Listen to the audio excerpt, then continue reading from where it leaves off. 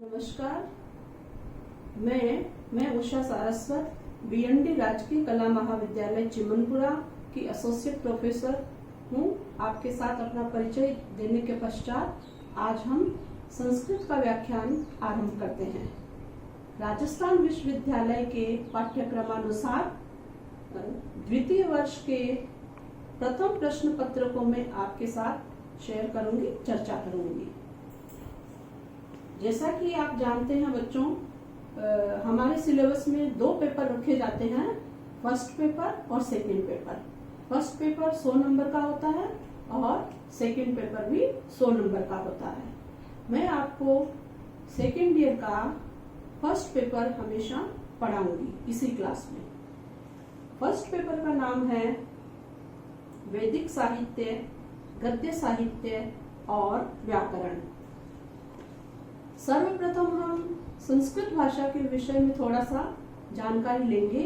यद्यपि आप कई सालों से संस्कृत को पढ़ रहे हैं, तकरीबन 6ठी क्लास से इस विषय को पढ़ते जा रहे हैं, इसलिए मेरे ख्याल से ये कोई विषय आपके लिए नया नहीं है। लेकिन जनमानस में यह एक मिथक व्याप्त है कि संस्कृत बड़ा ही क्लिष्ट सब्जेक्ट है, बड़ा कठिन है, बड़ा दुरूह है। लेकिन मैं मानती हूँ कि संस्कृत जरा भी कठिन नहीं है, बड़ा ही सरल, सरस, इंटरेस्टिंग और व्याकरण सम्मत सब्जेक्ट है। संस्कृत भाषा संसार की सबसे प्राचीनतम भाषा है। इसे देव भाषा कहा जाता है, इसे गिरवाण वाणी भी कहा गया है। अब हम संस्कृत वाङ्मय के संपूर्ण इतिहास को मोटे रूप से 5 भागों में विभक्त कर लेते हैं, ताकि हमें इसे समझने में आसानी रहेगी। क्योंकि जब विस्तृत काव्य होता है, विस्तृत सब्जेक्ट का दायरा होता है, तो हमें ये भूमिका जान लेनी चाहिए कि इस सब्जेक्ट का आरंभ कहाँ से हुआ था और इसमें कौन कौन सी शाखाएं प्रचलित हुई हैं और कैसे जाकर के ये आगे बढ़ा है। तो बच्चों, मैं इस डायग्राम के माध्यम से आपको समझाना चाहूंगी। देखिए, ये संस्कृत वाङ्मय है, यानी संस्कृत का वाइड रूप, बहुत बड़ा विशाल सब्जेक्ट है संस्कृत। तो इस संस्कृत वाङ्मय को हम 5 भागों में विभक्त कर देते हैं।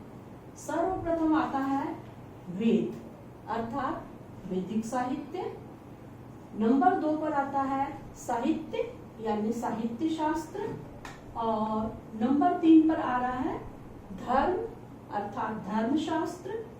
और नंबर 4 पे आता है दर्शन, माने दर्शन शास्त्र।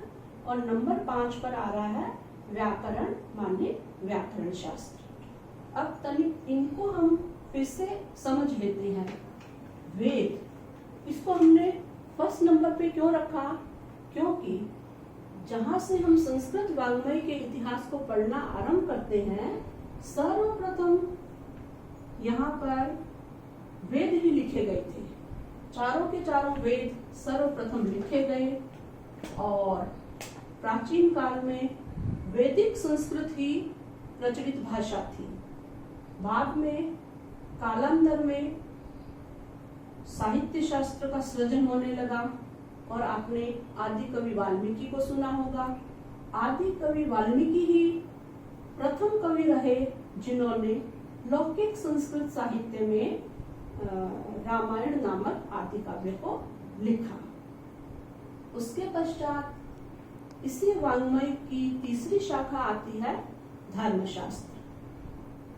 धर्म का मतलब है किसी मजहब से नहीं है, किसी रिलीजन से नहीं है।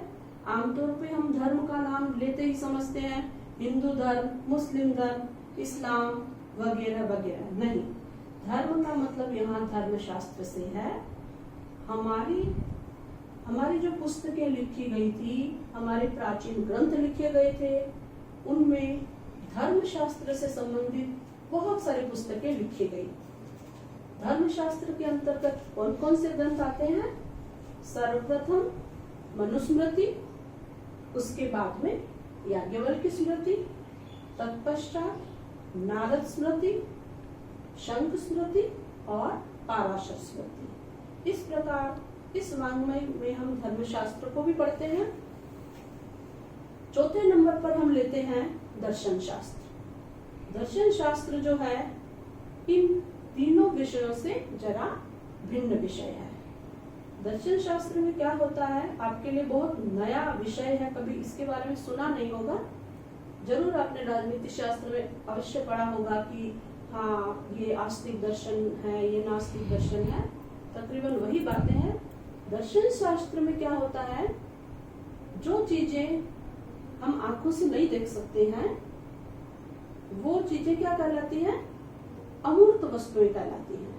कुछ चीजें हैं जिन्हें हम आंखों से देख सकते हैं, हम मनुष्य को देखते हैं, हम नदियों को देखते हैं, पहाड़ को देखते हैं, संसार को देखते हैं, वृक्षों को देखते हैं, वनस्पतियों को देखते हैं। लेकिन कुछ ऐसी वस्तुएं भी हैं जिन्हें हम देखते तो नहीं हैं, लेकिन हम उनकी सत्ता को अवश्य ही महसूस करते हैं। जैसे जीव यानी जीवात्मा, फिर है परमात्मा, जगत, मन, बुद्धि। इन सभी वस्तुओं का, इन सभी पदार्थों का अस्तित्व तो है ही, हम मानते हैं। यदि परमात्मा नहीं होता तो ये विस्तृत जगत कहाँ से आता, हम कहाँ से आते। तो विद्यार्थियों, आप ये माने जो अमूर्त वस्तुएं हैं, जो दिखाई नहीं देती हैं लेकिन जिनकी सत्ता है, जिनका एग्जिस्टेंस है, उन सब बातों का वर्णन दर्शन शास्त्र में हमें मिलता है। यहाँ पर विभिन्न विचारधाराएं हैं। उन विचारधाराओं को, कुछ को आस्तिक दर्शन की कैटेगरी में रखा गया है और कुछ विचारधाराओं को नास्तिक दर्शन की कैटेगरी में रखा गया है। तत्पश्चात आता है इसका पांचवा जो स्वरूप है, वह है व्याकरण। व्याकरण संस्कृत का सबसे ही महत्वपूर्ण विषय है, क्योंकि बिना व्याकरण के, बिना नियमावली के भाषा कभी भी शुद्ध नहीं हो सकती है। तो हमें छोटे छोटे व्याकरण के नियमों को यदि हम जान जाते हैं आरंभ में ही, तो हम उस भाषा को बिल्कुल शुद्ध रूप में समझ सकते हैं। ये था मोटे रूप से संस्कृत का वाङ्मय का इतिहास। अब चूंकि हमें, हमारे पेपर का नाम क्या है, वैदिक साहित्य, गद्य साहित्य और व्याकरण।